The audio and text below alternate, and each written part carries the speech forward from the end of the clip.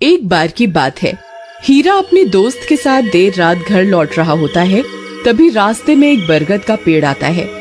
उस पेड़ के नीचे एक 100 रुपए का नोट पड़ा होता है।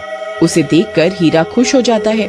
अरे वाह वाह वाह, आज तो लॉटरी लग गई।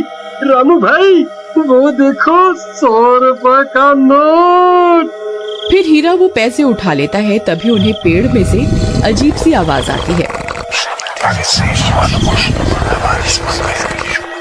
फिर वो जैसे ही ऊपर की ओर देखता है तो उन्हें पेड़ पर एक 2000 का नोट लगा हुआ दिखाई देता है। अरे रामू वो देख, इस पेड़ पर तो 2000 का नोट लगा हुआ है। मुझे तो यकीन ही नहीं होता भाई। भाई क्या पता ये पेड़ सच में पैसे देने वाला पेड़ हो। एक काम करो, तुम जल्दी से पेड़ पर चढ़ जाओ और वो नोट तोड़ कर ले आओ। फिर वो 2000 का नोट तोड़ने के लिए पेड़ पर चढ़ जाता है और कुछ ही देर में वो नोट तोड़ लेता है। रामू भाई ये नोट तो बिल्कुल असली है। अरे वाह वाह वाह, आज तो मजा ही आ गया। चलो भाई अब जल्दी से नीचे आ जाओ, कहीं कोई हमें नोट तोड़ते हुए ना देख ले। अब तो हम पार्टी करेंगे। अरे हीरा भाई कहाँ रह गए?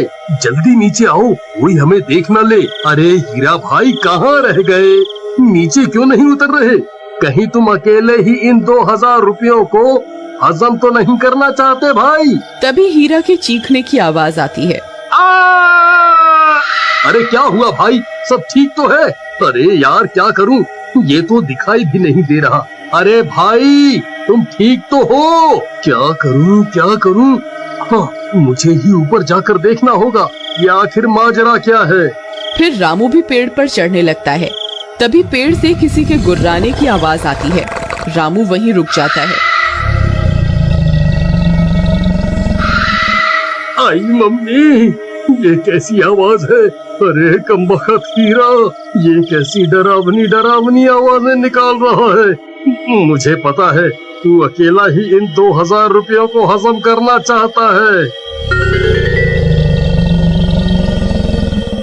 आई मम्मी, कौन है भाई? अरे हीरा तेरा नाश मिटे कमबख्त, तुझे क्या लगता है तू मुझे यूं डरा कर 2000 रुपए हजम कर जाएगा? मैं अपने हिस्से के पैसे नहीं छोड़ूंगा। हाँ। फिर डर के मारे रामू वहाँ से भाग जाता है। अरे मर गया रे, भागो रे। सुबह होने पर रामू सीधा हीरा के घर हिस्से के पैसे लेने पहुँच जाता है। ए हीरा, दरवाजा खोल, मैं अपने हिस्से के पैसे लेने आ गया। चल जल्दी मेरे पैसे निकाल। फिर हीरा की पत्नी दरवाजा खोलती है। रामू भैया आप, अच्छा हुआ आप आ गए। ये कल रात से घर पर नहीं लौटे, मुझे बहुत फिक्र हो रही है। आप कुछ कीजिए ना। कहीं ये कमबख्त सारे पैसे लुटाने के लिए शहर तो नहीं निकल गया? नहीं, हीरा एक नंबर का कंजूस है। वो इतने पैसे खर्च करने वालों में से नहीं है। जरूर कुछ गड़बड़ है। राधा बहन चलो मेरे साथ। फिर रामू राधा को अपने साथ लेकर उस बरगद के पेड़ के पास पहुंच जाता है। राधा बहन, हम रात को इसी रास्ते से आ रहे थे, तब हमें इस पेड़ पर 2000 रुपए का नोट लगा हुआ दिखाई दिया। उसे तोड़ने के लिए हीरा ऊपर चढ़ा था, लेकिन वापस नहीं आया। तभी कुछ गांव वाले भी वहां पहुंच जाते हैं। फिर रामू सबको पैसों की बात बताता है। अरे भाई हरिया, जरा पेड़ पर चढ़कर तो देख, हीरा भाई वहाँ है या नहीं? फिर हरिया पेड़ पर चढ़ जाता है और बहुत देर ढूंढने पर भी उसे हीरा का कोई नामो निशान नहीं मिलता।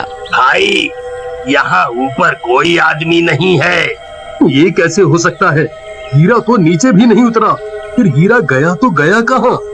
कहीं वो चुड़ैल उसे खा तो नहीं गई जो रात को अजीब सी आवाजें निकाल रही थी? फिर सब गांव वाले वहाँ से चले जाते हैं और राधा रोने लगती है। जी आप कहाँ चले गए जी? अब मैं आपको कहाँ ढूंढूं? तुम रो नहीं बहन, हीरा जरूर मिल जाएगा। हम रात होने पर यहाँ दोबारा आएंगे। फिर वे दोनों भी वहाँ से चले जाते हैं।